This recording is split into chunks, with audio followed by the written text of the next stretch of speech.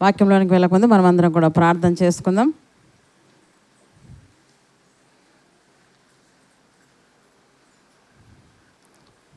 యవనస్తులు మోకరించండి. కాళ్ళ నొప్పులు ఉంటే వద్దు. కృపగల మా తండ్రి, పరిశుద్ధుడు అయిన దేవ, మహిమానుతరానికి వందనాలు చెల్లిస్తున్నాం తండ్రి. పునరుత్థాన దినమున, ప్రభు దినమున, ఆదివార సమయమున ప్రభా, తప్పక మేమందరం కూడా మందిరంలో కూడుకోవాలని, నిన్ను స్తుతించాలని, ఆరాధించాలని మీరు మాకు ఏర్పాటు చేసిన ఈ దినాన్ని బట్టి దేవా మీకు వందనాలు చెల్లిస్తున్నాం. పాటల చేత స్తుతించగలిగే భాగ్యమునిచ్చావు ప్రభా. బిడ్డలు కూడా చక్కగా నిన్ను ఆరాధించగలిగారు. అన్నిటికంటే ప్రాముఖ్యమైనది నీ వాక్యము ప్రభా. నీ వాక్యం వినుటకు ప్రతి బిడ్డకు కూడా వినగల చెవులు, గ్రహించే మనస్సును అనుగ్రహింపచేయండి. వాక్యం చేత వారి హృదయాలు మీరు సంధింపచేస్తురమ్మని, మీరే నా తండ్రి ప్రభా వారిని బలపరుస్తురమ్మని, ఆశీర్వదిస్తురమ్మని, కృప చూపిస్తురమ్మని వేడుకుంటున్నాం. పెద్దన్న చిన్న కుమారుని మీరు జ్ఞాపకం చేసుకోండి. బిడ్డను ముట్టండి, స్వస్థపరచండి, మంచి ఆరోగ్యం ఆ బిడ్డకు అనుగ్రహింపచేస్తురమ్మని, వాక్యం వినే సమయం కనుక తన బిడ్డలకు వినగల చెవులు, గ్రహించే మనస్సు దయచేయమని, నిలబడి మాట్లాడబోచు నన్ను కూడా మరుగుపరచండి. నా నోటికి మీ మాటలు అందిస్తురమ్మని, కృప చూపిస్తురమ్మని వేడుకుంటూ మా రక్షకుని మీ ప్రియకుమారుని క్రీస్తు నామమున ప్రార్థన మీకే సమర్పిస్తున్నాం మా కన్న తండ్రి, ఆమెన్. మరొకసారి ప్రభు అయిన యేసుక్రీస్తు నామమున దేవుని పిల్లలైన మీ అందరూ కూడా వందనాలు చెల్లిస్తున్నానండి. మరి వాక్య భాగం మనం చూసుకుందాం. నిర్గమకాండం 20వ అధ్యాయము. నిర్గమకాండం 20వ అధ్యాయము.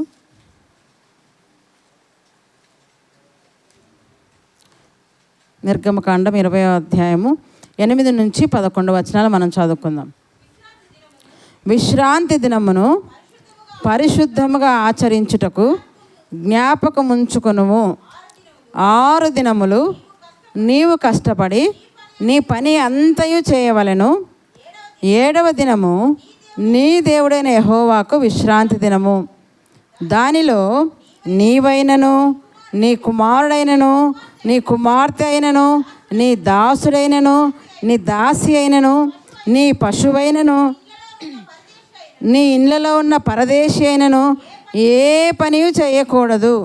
6 దినములలో యెహోవా ఆకాశమును, భూమియు, సముద్రమును, వాటిలోని సమస్తమును సృజించి 7వ దినమున విశ్రమించెను. అందుచేత యెహోవా విశ్రాంతి దినమును ఆశీర్వదించి దాన్ని పరిశుద్ధపరిచెను. ఇక్కడ దేవుడు ఇశ్రాయేలు జనాంగాన్ని ఐగుప్తు నుండి తీసుకొని వస్తూ ఎక్కడికి నడిపిస్తున్నట? కనానుకు నడిపిస్తున్నాడు. అయితే వారు ఐగుప్తులో ఎన్ని సంవత్సరాలు ఉన్నారు? సుమారుగా 430 సంవత్సరాలు అక్కడ ఉన్నారు. అయితే 430 సంవత్సరాలు అక్కడ జీవించినప్పుడు ఆ దేశ ఆచారములు, పద్ధతులు, కట్టడలు వాళ్ళకు బాగా అలవాటు అయింటాయి. అవునా? ఎన్ని సంవత్సరాలు ఐగుప్తులో ఉన్నారు వారు? 400 సంవత్సరాలు అనుకుందాం. 400 సంవత్సరాలు ఆ దేశంలో జీవించినప్పుడు ఆ దేశ పద్ధతులు, ఆ దేశ అలవాట్లు, ఆ దేశ ఆచారాలు వారు బాగా నేర్చుకుంటారు. ఎవరు?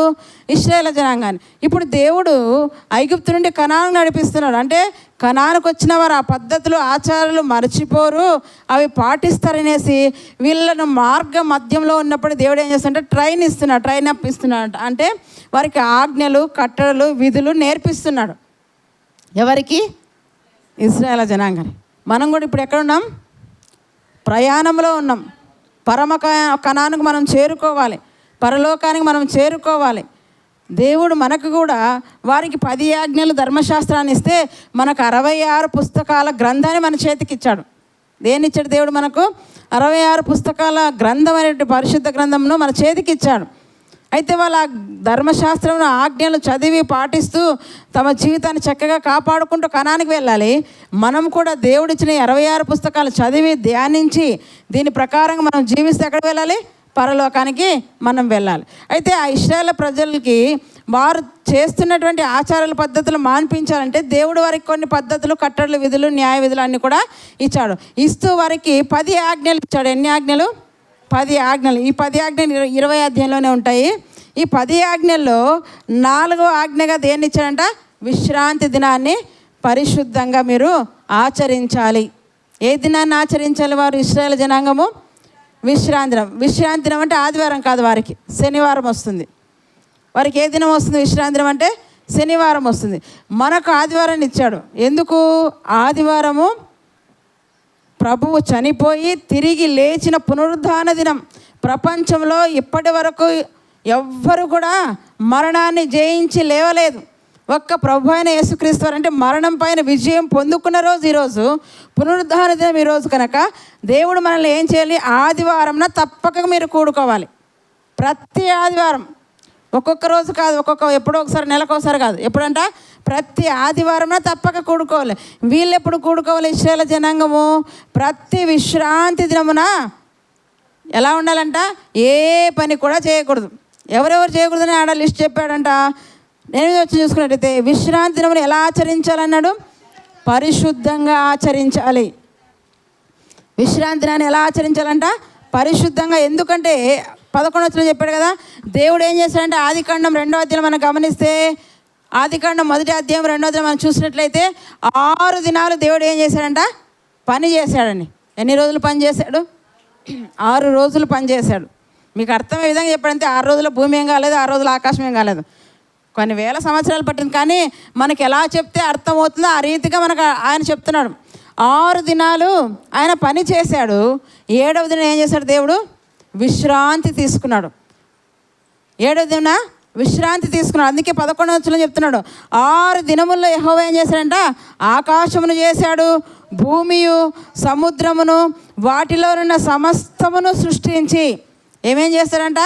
ఆకాశంలో ఉన్న వాటి సమస్తాన్ని సృష్టించాడు, భూమి మీద ఉన్న వాటిలో సమస్తాన్ని సృష్టించాడు, సముద్రంలో సమస్తాన్ని కూడా ఆయన సృష్టించాడు. అన్నిటినీ సృష్టించి ఏం చేస్తున్నాడంట? సృజించి 7వ దినమున విశ్రమించెను. రెస్ట్ ఎవరికి అవసరం అండి? విశ్రాంతి ఎవరికి అవసరము? పని చేయని వానికా? సోమరికా? కదా. బాగా పని చేశాడు అనుకోండి, అలసట తీరడానికి ఏం చేస్తాడంట? రెస్ట్ తీసుకుంటాడు, విశ్రాంతి. ఇక్కడ మనం అందుకే మనకు కూడా ఏం చెప్తాడు? ఇక్కడ ప్రభు పనిలో మనం ఉండాలి. అందుకే చనిపోయిన వారి దగ్గర ఒక మాట అంటారు కదా, కాగా ఇప్పుడు ప్రభునందు మృతులు ధన్యులు వారు తమ ప్రయాసములు మానే అనే మాట అక్కడ కనబడుతుంది. ఏం మానేరు వారు? ఈ భూమి మీద బ్రతుకున్నప్పుడు, జీవంతో ఉన్నప్పుడు ప్రయాసపడ్డారు ప్రభు కోసం. ఆ ప్రయాసాన్ని మాని ఇప్పుడు ఏం చేస్తున్నారు? వాళ్ళందరూ, చనిపోయిన వారందరూ విశ్రాంతిలోకి వెళ్ళారు, నిద్రిస్తున్నారు వాళ్ళు కదా. రెస్ట్ తీసుకున్నప్పుడు చనిపోయిన వారికి పని లేదు, ఉపాయం లేదు, ఆలోచన లేదు, తెలివి లేదు, ఏమున్నా బ్రతుకున్న వారికి అవన్నీ. అయితే ఇప్పుడు మనం ఏం చేయాలని ఇక్కడ చెప్తున్నా అంటే, దేవుడు మనకు ఒక దినం అంటూ ఏర్పాటు చేస్తే ఆ దినాన్ని మనం ఎలా పాటించాలంట? చక్కగా, పరిశుద్ధంగా, భయముతో, వణకుతో మీ సొంత రక్షణను కొనసాగించడం అంటే బైబిల్లో. ఇక్కడ ఏమంటాడంట? విశ్రాంతి దినాన్ని పరిశుద్ధంగా ఆచరించడానికి ఏం చేయాలంట? జ్ఞాపకం ఉంచుకొనుము. అంటే మీరు మర్చిపోతారని ముందే చెప్పేస్తున్నాడు. ఆదివారం అంటే మర్చిపోతాం కదా. మనం మర్చిపోయే ఆదివారం. డబ్బులు మర్చిపోలేం, మన పనులు మర్చిపోలేం కదా, మన ఆస్తిపాస్తులు ఏవి కూడా మర్చిపోలేం. ఆదివారం అంటే అయ్యో ఈరోజు ఆదివారమా, పాపం ఈరోజు వస్తే దీనమ్మ భాగ్యమ్మ జ్ఞాపకం చేసినట్టు 9:30 తొందర స్నానం చేసుకున్నాను కదా. అంటే జ్ఞాపకం చేయాలి ఒకరు, మనకంటూ జ్ఞాపకం ఉండదు. ఈరోజు ఆదివారము ప్రభు దినము. నేను పరిశుద్ధంగా వెళ్ళాలి, నా ఇంటిని పరిశుద్ధపరచుకోవాలి, నన్ను నేను పరిశుద్ధపరచుకోవాలి కదా, నా హృదయాన్ని నేను సరి చేసుకొని ప్రభు మందిరంలోకి వెళ్ళాలి, ఆయన మాటలు వినాలి, ఆస్వాదించాలి, ఆయన మాటల చేత నా జీవితాన్ని నేను మార్చుకోవాలి అనే ఆలోచన మనకు లేదు. అందుకే దేవుడు ఈరోజు జ్ఞాపకం చేసుకుంటున్నాడు. ఏమంటారు వాళ్ళకి? విశ్రాంతి దినాన్ని పరిశుద్ధంగా ఆచరించుటకు ఏం చేయాలంట? జ్ఞాపకం చేసుకో. పరిశుద్ధంగా ఆచరించుటకు జ్ఞాపకం ఉంచుకోవాలి. అన్ని జ్ఞాపకం ఉంటాయి, కానీ దేవుని మందిరానికి వెళ్ళాలని మాత్రం జ్ఞాపకం ఉండదు. ఆ రోజే పనులు, ఆ రోజే పెళ్ళిళ్ళు, ఆ రోజే ఫంక్షన్స్, ఆ రోజే రిసెప్షన్స్ కదా. ఎందుకంటే అపవాది తనకు సమయం కొంచెమే అని, అపవాది ఏం చేస్తాడంట? తనకు సమయం కొంచెమే అని ఎవరిని మృంగుదునా అని వెతుకుతూ తిరుగుతున్నాడు. ఎందుకంటే ప్రభువు వస్తే వాని పనులు ఉండవు. ఇంకా ప్రభువు వస్తే వాని అంతమే. ఎవరి అంతము? అపవాది అంతం. కనుక ప్రభువు రాకముందే ఏం చేయాలి? క్రైస్తవులందరినీ మింగేయాలి. క్రైస్తవులందరూ మింగాలంటే వారికి ఆదివారమే ఆటంకం తేవాలి. వారికి ఆదివారమే ఆటంకం తేవాలి. ఇంతకుముందు దినాల్లో ఆదివారం అంటే ఏ కార్యాలయాలు పెట్టేవాళ్ళు కాదండి. మీరు ఆలోచించారు? ఇంతకుముందు ఒక 5-6 ఏళ్ళ కిందకి వెనక్కి వెళ్తే ఆదివారం అంటే ఏ ప్రోగ్రామ్స్ పెట్టేవాళ్ళు కాదు. కానీ ఇప్పుడు మాత్రం ఎక్కువ ప్రతి ప్రోగ్రాం ఏ రోజు పెడతాంటే ఆదివారమే. వాళ్ళకి హాలిడే అనుకుంటారు, కానీ వాళ్ళు అనుకుంటారు హాలిడేని వాళ్ళు పెట్టుకుంటారు, కానీ మన ప్రార్థనా జీవితాన్ని పాడు చేయడానికి అపవాది వారిలో ఈ కార్యము చేస్తున్నాడండి. మీరు గమనించాలి. అందుకే ఆదివారాన్ని మనం నిర్లక్ష్యం చేయకూడదు. ఇశ్రాయేలు జనాంగానికి చెప్తాడు, వారికి విశ్రాంతి దినము ఎలా ఆచరించాలంట, పరిశుద్ధంగా ఆచరించాలి, దాన్ని మీరు జ్ఞాపకం పెట్టుకోండి అని చెప్తున్నాడు. మనకు ఆదివారాన్ని ఎలా ఆచరించాలి? మనం కూడా పరిశుద్ధంగా ఆచరించాలి. ఎందుకంటే పరిశుద్ధులు నిర్దోషులుగా మనం ఆయన ఎదుట రేపు నిలబడిపోవాలి. ఎవరి ఎదుట? దేవుని ఎదుట మనం నిలబడాలంటే, నిష్కలంకులుగా అనిందులుగా పరిశుద్ధులుగా మనం ఉండాలంటే వాక్యమనే ఉదక స్నానం చేత మనం ప్రతి దినము కడుక్కోవాలి. ఆదివారం సంఘంగా కూడుకొని మరి ఎక్కువగా ఆయన మాటలు విని మన ఆత్మీయ జీవితాలు మనము కడుక్కోవాలండి. అందుకే ఆదివారాన్ని దేవుడు ఏర్పాటు చేశారు. దీన్ని నిర్లక్ష్యం అనేది చేయనే కూడదు. ఇక్కడ ఏమంటాడు, వారికి విశ్రాంతి దినమును పరిశుద్ధంగా ఆచరించడానికి ఏం చేయాలంట, జ్ఞాపకం ఉంచుకోవాలని చెప్తున్నాడు అని వారికి ఆజ్ఞను ఇచ్చాడండి. మరి ఆజ్ఞ అతిక్రమిస్తే ఏమవుతుంది? పాపమే. పాపం వల్ల వచ్చే జీతము మరణం. అది రెండో మరణం. అగ్ని ఆరదు, పురుగు చావదు. మరి ఆజ్ఞను అతిక్రమిస్తున్నామేమో ఈరోజు మనం చూసుకుందాం. ఇంకా మనం గమనిస్తే చూడండి, వారికి ఇచ్చేటప్పుడు ఏమని చెప్తారంటే 19వ అధ్యాయం 4-5 వచనాలు చూసుకుందాం. 19వ అధ్యాయం 4-6 వచనాలు. నేను ఐగుప్తీయులకు ఏమి చేసితునో మిమ్మును గద్ద రెక్కల మీద మోసి నా యొద్దకు మిమ్మల్ని నెట్లు చేర్చుకుంటేనో మీరు చూచితిరి కదా. ఏమంటారంట, మీరు ఐగుప్తులో బానిస బ్రతుకులుగా బ్రతుకుచున్నప్పుడు మీ మొరను ఆలకించి నేనేం చేస్తున్నానో తెలుసా? మిమ్మల్ని ఎలా తీసుకొచ్చానంటాడు దేవుడు. గ్రద్ద రెక్కలు ఏ విధంగా కదా, బిడ్డల పై మీరు గ్రద్ద ఎక్కడ నివాసం ఉంటుంది చెప్పండి? గ్రద్ద ఎక్కడ ఉంటుందంట? కొండ అంచుల్లో ఉంటుంది అక్కడ కదా. పెద్ద కొండ ఉంటే ఆ శిఖరం పైన అది ఉంటుంది. దాని నివాసం అక్కడ ఉంటుంది. అక్కడ గుడ్లు పెట్టుకుంటుంది, పిల్లలకి ఉంటుంది. ఇప్పుడు ఆ పిల్లలకి ఎగరడం నేర్పిల్లి, అదే గుడ్లు పెడుతుంది, అదే గూడు కడుతుంది, అదే గూడును చెరిపేసినప్పుడు ఆ పక్షులన్నీ గ్రద్ద పిల్లల్ని కింద పడుతున్నప్పుడు సర్రని వెళ్ళి ఏం చేస్తుంటే మళ్ళీ గద్ద తన రెక్కల మీద పిల్లల్ని ఎక్కించుకుంటుందండి. ఆ పిల్లలు అనుకుంటారంటే, ఏంటి మా అమ్మ ఇంత భద్రంగా ఇన్ని రోజులు నన్ను కాపాడి మమ్మల్ని కాపాడి సడన్గా ఇప్పుడు కిందికి దోసేస్తుంది అనుకుంటాయంట గ్రద్ద పిల్లలు. కానీ అది మళ్ళా వచ్చి మనల్ని మోస్తుంది, కాపాడుతుంది, మా అమ్మ మాకు ఇది నేర్పిస్తుందనే దానికి తెలియదు, ఆ ఎగిరేది వచ్చేంతవరకు. అలాగా దేవుడు ఐగుప్తులో ఉన్నటువంటి ఇశ్రాయేలు జనాంగాన్ని ఎలా మోసుకొని వచ్చాడంట, మిమ్మల్ని గ్రద్ద రెక్కల మీద మోసి నా యొద్దకు మిమ్మల్ని ఎట్లు చేర్చుకుంటేనో మీరు చూచితిరి కదా. ఎట్లా చేర్చుకున్నాడండి? మోషే వెళ్ళాడు, అహరోను వెళ్ళాడు ఫరో దగ్గరికి. అయ్యా, మేము ఇశ్రాయేలు జనాంగంతో కలిసి అరణ్యంలో మా దేవునికి మేము బలులు ఇవ్వాలంటే పంపించాడా? అడిగిన వెంటనే పంపించాడా? పంపించలేదు. పంపించకపోగా ఏం చేస్తున్నాడు? ఆటంకపరుస్తుంటే అక్కడ నుంచి వారిని బయటికి తీసుకురావడానికి ఐగుప్తు దేశంలో ఎన్ని తెగులు రప్పించాడు దేవుడు? 10 తెగులను రప్పించాడు. 10 తెగులను రప్పించాడు. అందులో నుంచి బయటికి తీసుకొచ్చాడు. తీరా బయటకు వచ్చినప్పుడు ఏమడ్డం వచ్చింది? ఎర్ర సముద్రం. సముద్రాన్ని ఎవరైనా 2 పాయలుగా చేయగలరా? ఎవరు చేయలేరు కదా. కానీ ఆయన చేశాడు దేవుడు. అందుకే ఆయన మహోన్నతుడు. ఆయన ఎవరు? మహోన్నతుడు కనుక 2 పాయలుగా చేశాడు. ఆరిన నేల మీద వారిని నడిపించుకొని తీసుకొచ్చాడు. వారు వచ్చిన వెంటనే నీరు చేదుగా ఉన్నాయి, అక్కడ ఏం చేశాడు? ఆ నీటిని మధురంగా చేశాడు. మనం గమనిస్తే ఎన్ని అద్భుతాలు చేశాడు, అవన్నీ మీరు కల్లారా చూచితిరి కదా అంటున్నాడు. చూడండి, ఏమి చేసితిరో మిమ్మల్ని గ్రద్ద రెక్కల మీద మోసుకొని నా యొద్దకు మిమ్మల్ని ఎట్లు చేర్చుకుంటున్నా మీరు చూచితిరి కాగా మీరు నా మాట శ్రద్ధగా విని నా నిబంధన అనుసరించి నడిచినడలా మీరు సమస్త దేశ జనులలో నాకు స్వకీయ సంపాద్యమగుదురు అంటున్నాడు. దేవుడు ఎప్పుడు వారికి స్వకీయ సంపాద్యమగుతాడంటే దేవుని మాటను వారు విన్నప్పుడే. ఎవరంటండి? ఇశ్రాయేలు జనాంగము ఎప్పుడు దేవునికి స్వకీయ సంపాద్యం అవుతారు అని ఇక్కడ మనకు తెలియబడుతుందంటే ఆయన మాటను శ్రద్ధగా విని ఆయన నిబంధన అనుసరించినప్పుడే వారు దేవునికి ఏమవుతారంట? స్వకీయ సంపాద్యముగా అవుతారు.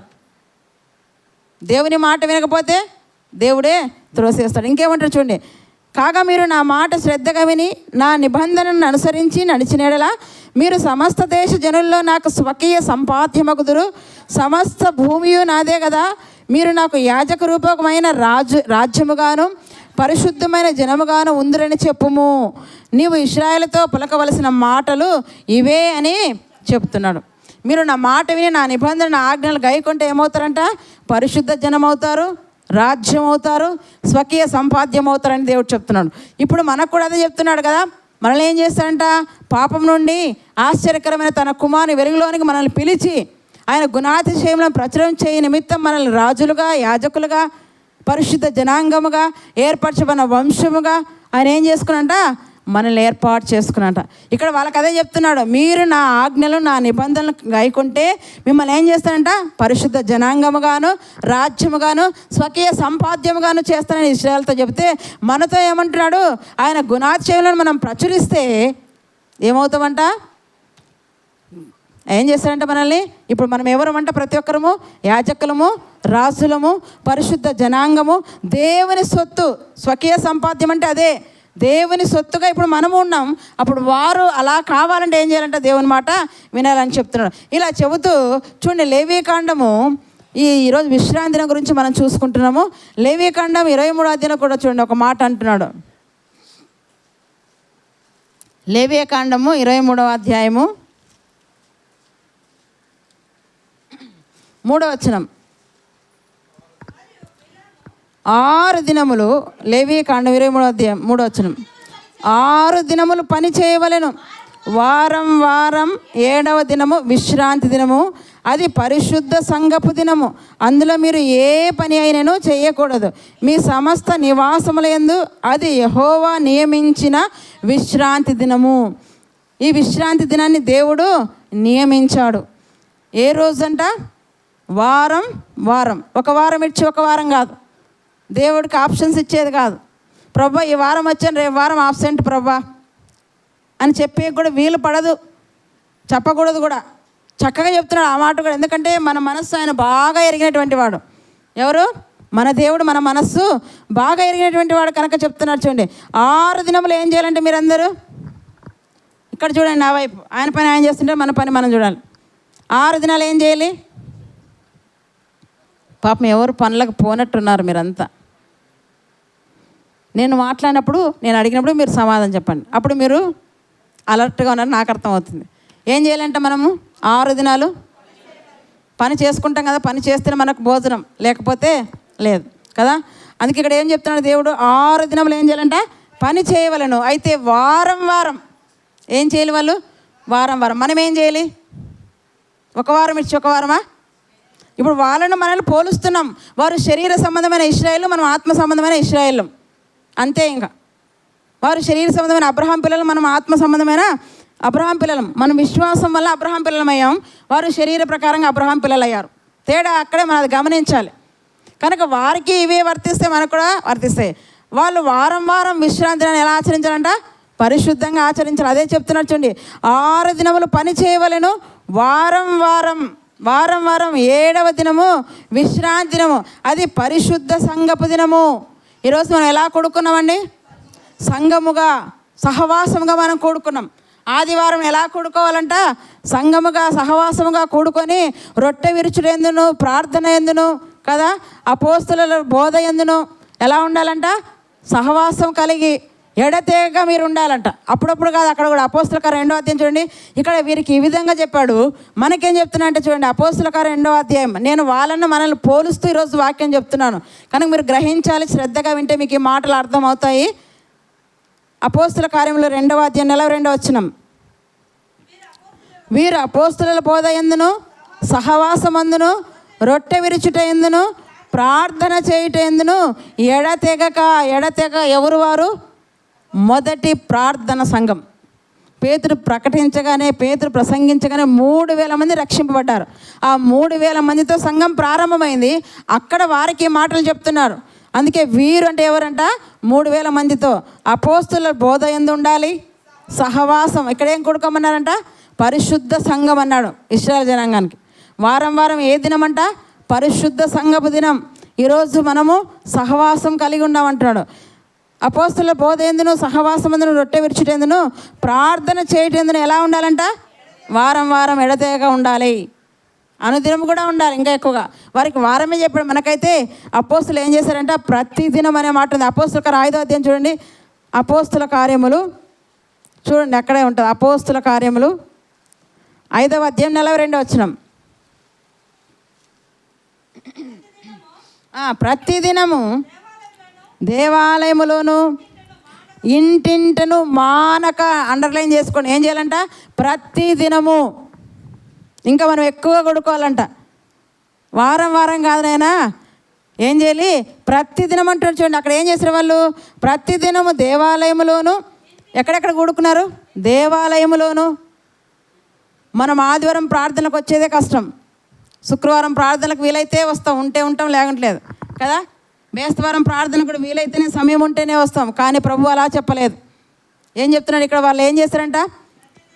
ప్రతిదినం ఏం చేస్తున్నారంట? దేవాలయంలోను ఇంటింటను మానక మానక మానక బోధిస్తూ ఏసే దేవుడు, ఏసే క్రీస్తు అని ప్రకటించుతున్నారంటండి. పనిలో వారు ఉన్నారండి. కానీ మనం ఎలా ఉన్నాం ఈరోజు పరీక్షించుకుందాం. ఇక్కడ ఏం చెప్తున్నారంట? లేవీకాండం 23:3 మనం చూసుకున్నట్లయితే, 6 దినములు పని చేయవలెను, వారం వారము 7వ దినము ఎలాంటిదంట? విశ్రాంతి దినము. అది పరిశుద్ధ సంఘపు దినము. అందులో మీరు ఏ పని అయినను చేయకూడదు. ఏం చేయకూడదంట? మరి మేము ఆ రోజే కూలి ఎక్కువ వస్తుంది మాకు. పాపం ఆ రోజే అక్క అడిగింది, ఆ రోజే అన్న అడిగింది. వాళ్ళని బాధ పెట్టేది ఎలా కదా. మన వాళ్ళు ఎలాగే ఉంటారంటే, మనుషులను బాధ పెట్టకుండా పనికి పోతాం, కానీ దేవుని ఎంతైనా బాధ పెట్టవచ్చు. అమ్మ, మనుషులను బాధ పెడితే నీకేం నష్టం కలగదు. మీరు ఆలోచన చేయండి ఒకసారి. అక్క, నాకు ఆదివారం నేను రాను, నేను ఒక క్రైస్తవుడిని, ఒక క్రైస్తవురాలని, ఆ రోజు ఖచ్చితంగా మేము మందిరంలో కూడుకోవాలి. అది ఆజ్ఞ, మా దేవుడు మాకు ఇచ్చిన ఆజ్ఞ.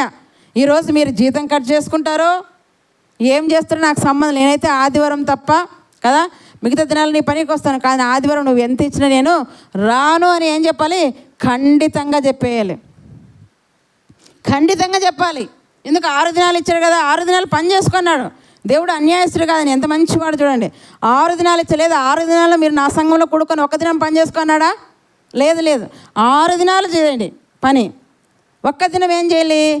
నన్ను సన్మానించాలి, నా మందిరాన్ని సన్మానించాలి, సంఘంగా సహవాసంగా మీరు కూడుకోవాలని చెప్తున్నాడండి. ఎంత మంచి దేవుడో చూడండి. కనుక ఆదివారం నా పొరపాటున కూడా మీరు ఎక్కడికి కూడా వెళ్ళకండి. ఏ పనులున్నా కూడా మానుకొని, అవసరమైతే నష్టపోవాలంటే క్రీస్తు కోసం ఏం చేయాలంట? నష్టపోవాలి. కాబట్టి మీ శరీరాన్ని ఏం చేయాలంటే సజీవ యాగంగా ఆయనకు సమర్పించుకోవాలి. శరీరాలనే సజీవ యాగంగా సమర్పించుకోమంటే ఒక పూట కూలిని కూడా మనము పోగొట్టుకోలేము. అట్లున్నాం మనం. ఏది నష్టపోతున్నాం ప్రభు కోసం ఈరోజు ఆలోచన చేద్దాం. మందిరాన్ని చూసుకొని మళ్ళీ వెళ్ళండి. ఏం చూసుకొని? బేస్తవరం ఒక ఇంటికి ప్రేయర్కి వెళ్ళండి. అక్కడ ఒక ఆమె సాక్ష్యం చెప్తుంది. అన్యురాలంట, చనిపోయే స్థితికి వెళ్ళిందంట. ఎన్నో పూజలు, ఎన్నో దేవుళ్ళు అన్నీ తిరిగిందంట తను. కానీ తనకి ఎక్కడ కూడా స్వస్థత లేదు. ఆ ఊరళ్ళంతా వచ్చి చూసిపోతుంది, ఇంకా చచ్చిపోతుంది, మనిషి ఇంత అయిందంట. అలాంటి ఆమెను దేవుడు స్వస్థపరిచాడు. స్వస్థపరిచిన తర్వాత ఆమె మొన్న సాక్ష్యం చెప్తుంది. మాకు ఎన్ని పనులున్నా, సాకులు అంట వాళ్ళు, ఆ పనులు ఏం చేశారంటే మానుకొని ఆదివారం బట్టలు, అమ్మ మేము రాము, చర్చికి పోయి వచ్చినాక చేస్తాం ఈ పని, అవసరమైతే చేయించుకుంటే లేకుంటే లేదని సాక్ష్యం చెప్తుందండి. ఆమె చెప్తుంది, అమ్మ మనం ఎన్ని పనులను మానుకోవాలమ్మా, ఆ రోజు చర్చికి వెళ్ళాలని మాకు చెప్తుంది ఆమె. అటువంటి గొప్ప విశ్వాసం మనం కలిగి ఉండాలి. నిజంగా ఆ రోజు ప్రభువు ఆశీర్వదించిన దినం ఇది. ఇది ప్రభు దినం. ఎవరి దినం ఇది? ప్రభు దినం. ప్రభు దినం అన్నప్పుడు గౌరవించాలా లేదా? ఖచ్చితంగా మనం గౌరవించాలి, సన్మానించాలి, నేర్చుకోవాలి. అందుకే ఇక్కడ చెప్తున్నాడు చూడండి. ఇక్కడ ఏమంటాడు? పరిశుద్ధ సంఘపు దినం అంట. అది పరిశుద్ధ సంఘపు దినము. అందులో మీరు ఏ పని అయినా ఏం చేయకూడదంట? ఏ పని అయినా చేయకూడదు. మీ సమస్త నివాసుల యందు అది యెహోవా నియమించిన విశ్రాంతి దినం. సమస్త నివాసుల యందు ఎవరంట? యెహోవా నియమించిన విశ్రాంతి దినం. 26:2 చూసుకుందాం. ఇదే లేవీకాండం 26:2. నేను నియమించిన విశ్రాంతి దినములను మీరు ఆచరింపవలెను, నా పరిశుద్ధ మందిరమును సన్మానింపవలెను, నేను యెహోవాను. ఎవరిని సన్మానించాలి? దేవుని సన్మానించాలి. దేవుని మందిరాన్ని సన్మానించాలి. అసలు మందిరం ఎందుకు కట్టబడింది చెప్పండి? మందిరం ఎందుకు కట్టబడింది? దేవుడు ఉండాలని. దేవుడు పరలోకంలో కదా ఉండాల్సింది. మనం లేకుండా ఆయన ఉండలేడు. అందుకే నిర్గమకాండం 25 ఒక మాట అంటాడు, నేను వారి మధ్య నివసించినట్లు నా కోసం ఒక గుడారాన్ని ఏర్పాటు చేయి. నేను వారి మధ్య అంటే దేవుడు ఎప్పుడు కూడా మనతో ఉండాలని ఇష్టపడుతున్నాడు, మనతో మాట్లాడాలని, మనతో ముచ్చటించాలని. కదా, మనతో ఆయన సంభాషించాలని ఇష్టపడుతుంటే మనం ఏం చేస్తుంటే వారానికి ఒకరోజు కూడా ప్రభుతో మాట్లాడడానికి ఇష్టపడుకున్నామేమో. కానీ పరీక్షించుకుందాం. ప్రభు అంటున్నాడు కదా, ఇక్కడ ఏమంటాడు చూడండి, నేను నియమించిన విశ్రాంతి దినములను మీరు ఆచరింపవలను, నా పరిశుద్ధ మందిరం ఏం చేయాలంట, సన్మానించాలి. సన్మానించడం అంటే మనం చూసుకున్నాం కదా, గౌరవించాలి. చూడండి, నిర్గమకాండం 31వ అధ్యాయం 15వ వచనం.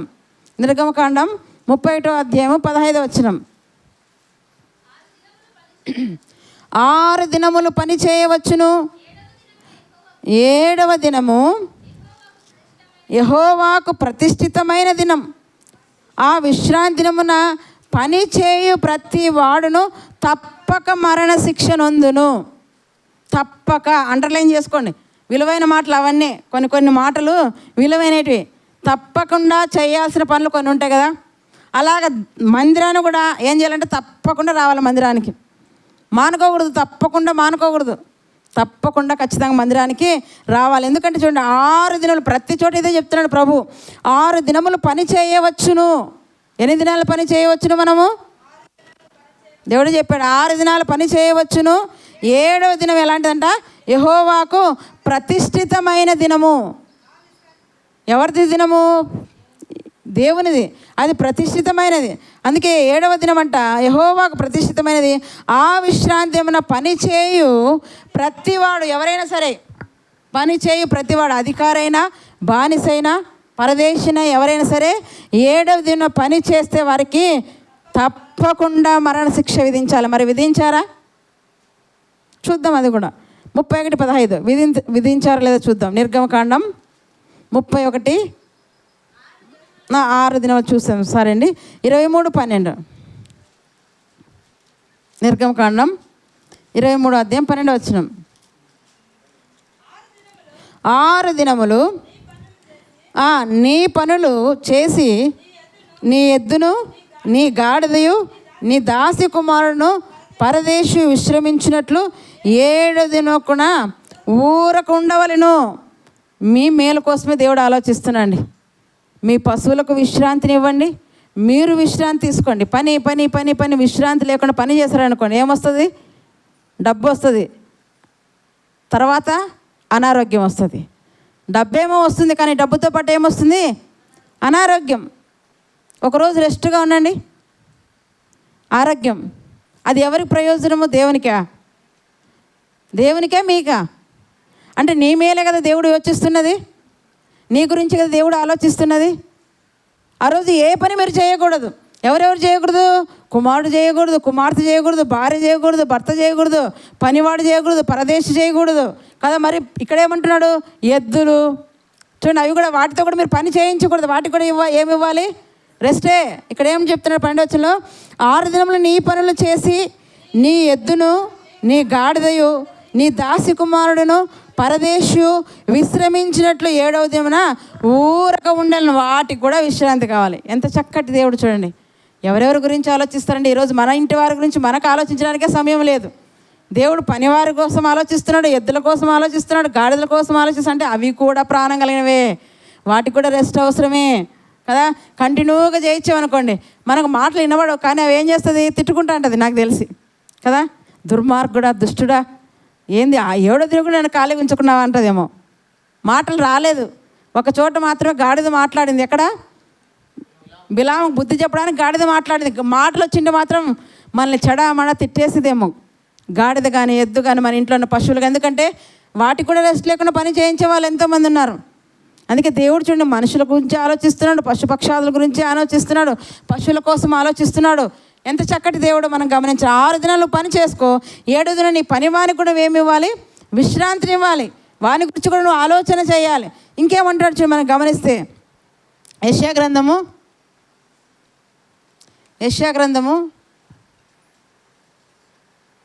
58వ అధ్యాయం 13వ వచనం. యెషయా గ్రంథం 58వ అధ్యాయం 13వ వచనం. రాసుకోండి అందరూ, చదివొచ్చిన వాళ్ళు బైబిల్ తీసుకోవాలి, ఒక పెన్ను, ఒక నోట్బుక్ పెట్టుకోవాలి. ఏం చేయాలి? చదివొచ్చిన వాళ్ళందరూ కూడా ఒక పెన్ను, నోట్బుక్, బైబిల్ రాసుకోండి. మళ్ళీ మళ్ళీ మాటలు చిక్కవు. ఎందుకు చిక్కవు మేడం? బైబిల్లో ఉంటాయేమో. బైబిల్లో ఉంటాయి, కానీ ఎక్కడో మీకు కనపడవు అవి. ఎక్కడో, ఎందుకంటే బైబిల్ చదివితే మీకు గ్రహిస్తారు, బైబిల్ చదవకపోతే అవి ఎక్కడున్నాయో కూడా తెలీదు. రాసినప్పుడు మళ్ళీ ఇంటికి వెళ్ళి బుక్కులు తెరిచి ధ్యానం చేస్తే మీకు జ్ఞాపకం అనేది ఉంటుంది కదా. ఇక్కడ ఏం చెప్తున్నాడు? 58వ అధ్యాయం 13వ వచనము, నా విశ్రాంతి దినమున వ్యాపారం చేయకుండా నాకు ప్రతిష్ఠితమైన దినమని నీవు ఊరకుండి నెడలా అంటున్నాడు. చూడండి, అక్కడ ఏమన్నాడు? యెహోవా దినము ప్రతిష్ఠితమైన దినమని మీరు ఏం చేయాలంటాడు నిర్గమకాండలో. ఇక్కడ ఏమంటాడు? నా విశ్రాంతి దినం వ్యాపారం చేయకుండా ఏం చేయకూడదంటండి? ఏం చేయకూడదు? విశ్రాంతి దినమున పని చేయకూడదు, ప్లస్ ఇంకా వ్యాపారం కూడా చేయకూడదు. ఇంకేం చేయాలంటే చూడండి, ప్రతిష్ఠితమైన దినమని నువ్వు ఊరకుండి నెడలా విశ్రాంతి దినము మనోహరమైనది, యెహోవాకు ప్రతిష్ఠిత దినమనియు ఘనమైనదనియు అనుకొని కానీ అండర్లైన్ చేయండి. ఏమనుకోవాలి? నేను చెప్పిన కాడంతా అండర్లైన్ చేసుకుంటానని, దాని పదం యొక్క భావం మీకు అర్థమవుతుంది. ఏమనుకోవాలి? ఇది ప్రతిష్ఠితమైన దినము, ఇది ఘనమైన దినము కదా. ఘనంగా దాన్ని మనం ఎలా ఆచరించాలంట? మనోహరమైన దినమని, విశ్రాంతి దినమని అనుకొని ఘనంగా ఆచరించాలని వాళ్ళకి చెప్తున్నాడు. మనం ఏమనుకోవాలి? ఆదివారంను ఎస్, ఇది కూడా నా ప్రభువు లేచిన దినము, పునరుద్ధాన దినం ఇది. ఈరోజు నేను ప్రభువుని తప్పక ఆరాధించాలి, తప్పక స్తుతించాలి. నా కోసం మరణాన్ని జయించి తిరిగి లేచాడు. రేపు నేను చనిపోయిన నన్ను లేపగలిగిన వాడు ఆయన. ఆయనకు నేను ఎన్ని స్తుతులు చెల్లించినా తక్కువే అనుకోవాలి. ఈ ఆదివారం ఎలా ఎంచుకోవాలి? మీరు కూడా ప్రతిష్ఠితమైనదిగా, మనోహరమైనదిగా, ఘనమైనదిగా ఎంచుకోవాలి. మీ చుట్టుపక్కల వారే మీ గురించిన సాక్ష్యం చెప్పాలి. ఎవరైనా వచ్చాక, అమ్మ ఈరోజు ఆదివారం ఆయన ఉండదండి కదా, ఆయన ఉండడండి, ఆదివారం ఎన్ని పనులు ఆయన మందిరానికి వెళ్ళాల్సిందే అని ఎవరు చెప్పాలి సాక్ష్యము? మీ చుట్టుపక్కల వారు, మీ ఇంటిలో వారే చెప్పాలి మీ కూర్చున్న సాక్ష్యం.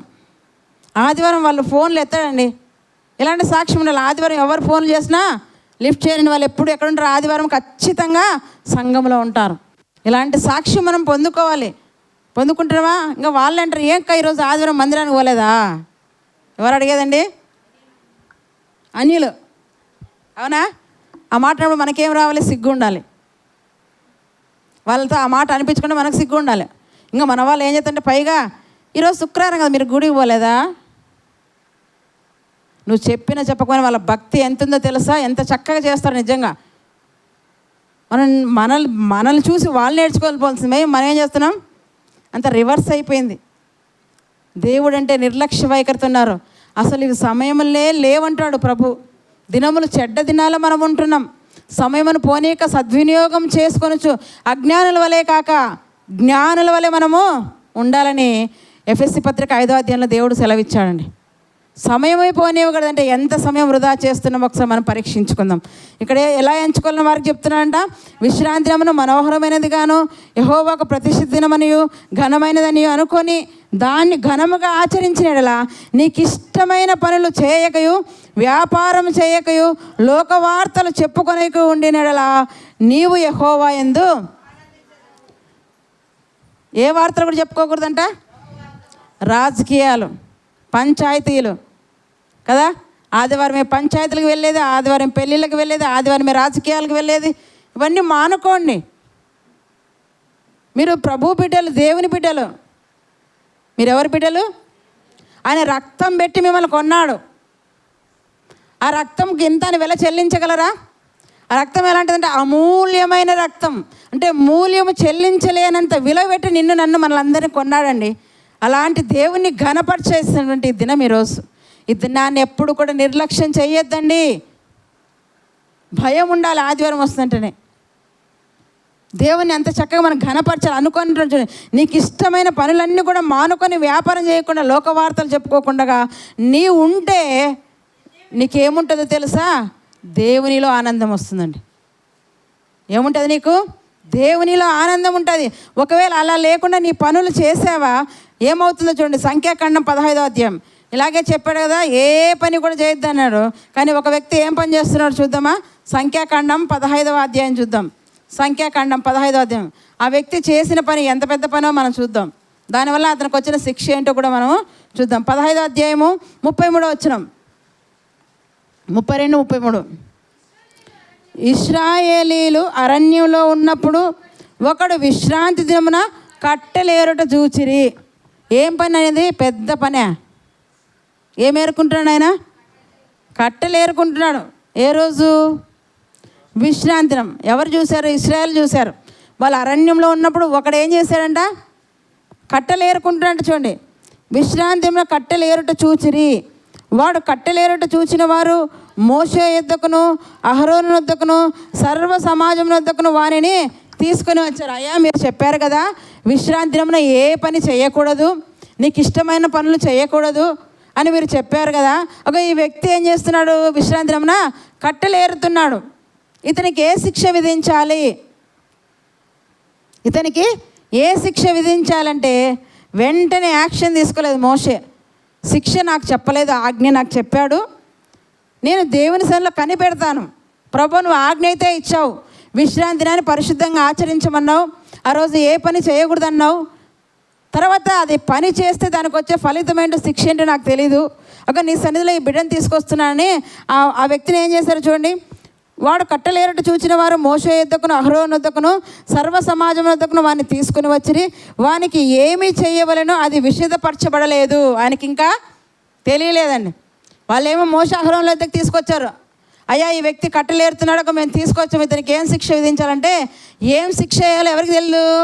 మోషేకి తెలియదు, అహరోనికి ఇంకా దేవుడు బయలుపరచలేదు కనుక వాళ్ళు ఏ శిక్ష అనేది చెప్పలేదు, వెయిటింగ్ లిస్ట్లో పెట్టారు. ఇప్పుడు ఏం జరిగిందో చూడండి.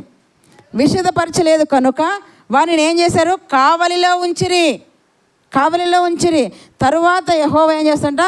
ఆ మనుష్యుడు మరణశిక్ష నొందవలెను. ఏం చేయాలంటే ఇప్పుడు ఆ వ్యక్తిని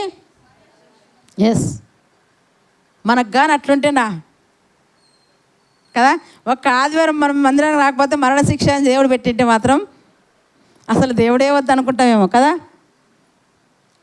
దేవుని ఆజ్ఞలు కఠినంగా ఉన్నాయి అనుకుంటాం. వాటిని పాటించి చూడండి, మీకు ఎంత మేలో మీకు తెలియడం లేదు.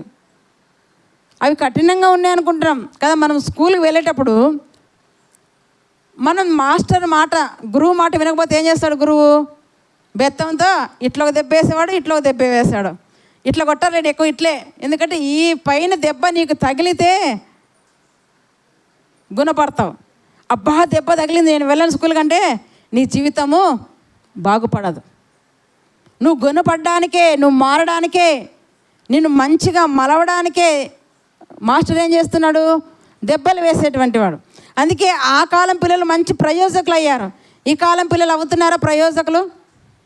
ఎందుకు? గురువు దెబ్బేస్తే వెంటనే శిక్ష, పేరెంట్స్ పరిగెత్తుకుంటూ వెళ్ళిపోతారు. ఏంటి మా పిల్లల్ని కొట్టారు కదా, ఎందుకు మా పిల్లలు శిక్షించారు?